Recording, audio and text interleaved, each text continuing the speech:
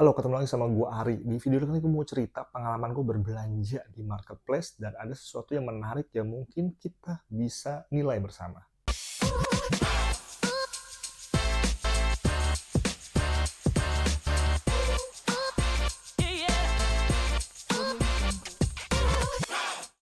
Guys, gue jadi baru aja berbelanja sebuah produk di marketplace. Ada sebuah fenomena lah gue sebut lah. Dan ini gue udah lama perhatikan, cuman kayaknya gue diem-diem aja nggak terlalu gimanain sampai ini kejadian.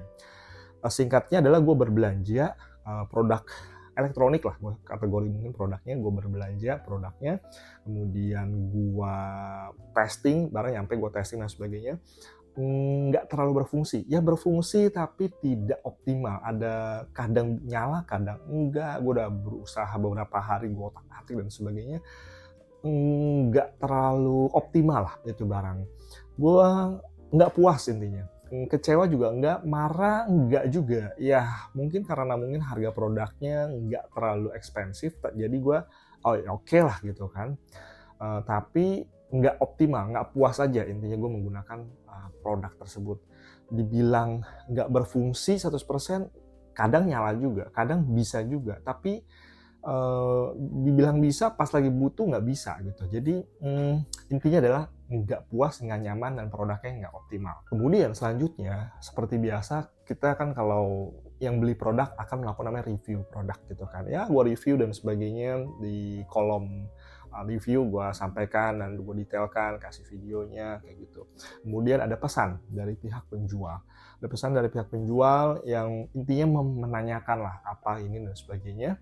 Nah, ada sebuah hal yang menarik yang diinformasikan dan ini gue temukan juga pernah sebelumnya, baik gue amati, gue lihat ataupun gue alami lah gitu, yaitu garansi itu hanya diberikan, atau syarat garansi adalah, salah satu poinnya adalah selain unboxing kayak gitu-gitu kan yang harus videonya, adalah garansi diberikan kalau memberikan review bintang 5. Gua saat itu memberikan review bintang 1. Kalau mau dapat garansi harus review bintang 5. Ini gua nggak berani ngejudge atau apa, ya ini sebuah, gua sebutlah mungkin teknis gitu kan.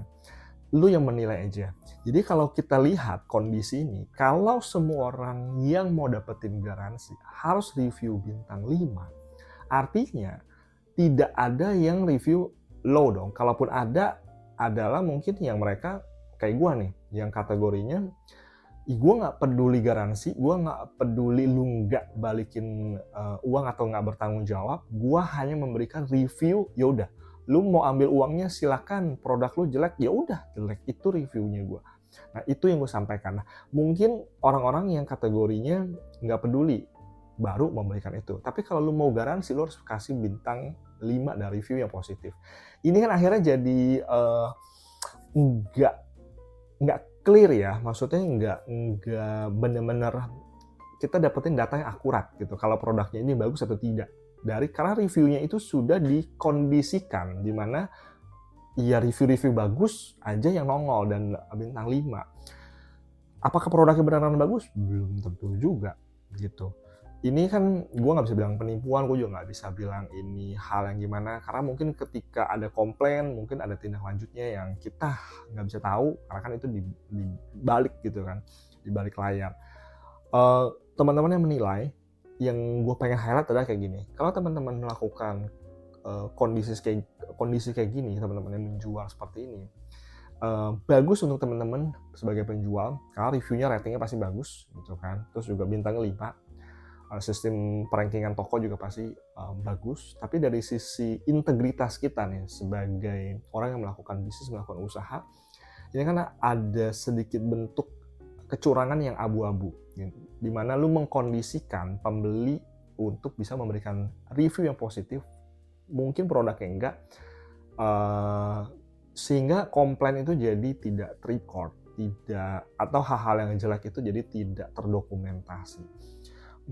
Lu yang menilai aja seperti apa, tapi ini gue lihat cukup banyak yang melakukan dan menerapkan, khususnya di barang-barang yang perlu garansi. Gue sih tipikal adalah pembeli yang apa adanya. Kalau mau ngambil duitnya apanya silahkan aja, nggak masalah, itu resiko gue. gue tetap memberikan review sesuai dengan objektifnya gue. Apakah kalau kita sebagai penjualnya, apakah kita perlu melakukan hal yang sama seperti ini? Kembali ke teman-teman sih, nggak ada baik atau benar, kembali ke value bisnis, integritas teman-teman.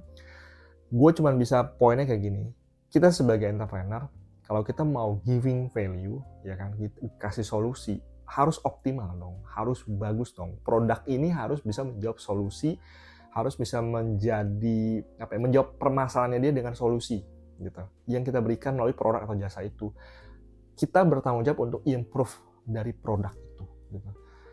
Dan kita butuh feedback, apakah ini produk bagus atau tidak sebenarnya, atau mungkin supplier kita sucks. Dan kalau kita dagang kan konsepnya cuan aja, gue punya barang, gue pengen lempar ke market, gue pengen dapat profit gitu. Kalau entrepreneur, mindsetnya adalah giving value. Kalau giving value artinya ini produk gue lempar ke market harus ada nilai manfaatnya. Kalau kita pengen improve secara bisnis sebagai entrepreneur kan kita mengharapkan ada feedback nih. Feedbacknya sebisa mungkin benar-benar sesuai. Kalau jelek bilang jelek, bagus bilang bagus. Itu kalau gue pedagang, gue butuh data ini. Kalau misalkan ini produknya jelek, berarti kan gue nggak akan stok produk itu lagi. Kalau produk ini bagus banget dan dicari banget, orang mereferensikan banget, gue akan stok lagi. Gue akan cari supplier yang mungkin lebih murah, atau mungkin tangan pertama, atau gue dapet akses yang lebih baik, mungkin delivery yang lebih baik untuk nge-serve customer ini. Itu dari sisi gue, tapi kembali again ini sebuah hal integritas, depend on you semua yang doing a business. Ini arahnya adalah ke kita punya mindset, kita punya value hidup. Again, gak ada benar dan salah, lu menilai sendiri, tapi ini yang gue mau coba sharingkan dan semoga bisa menjadi manfaat buat kita semua. Baik, sampai jumpa di video berikutnya.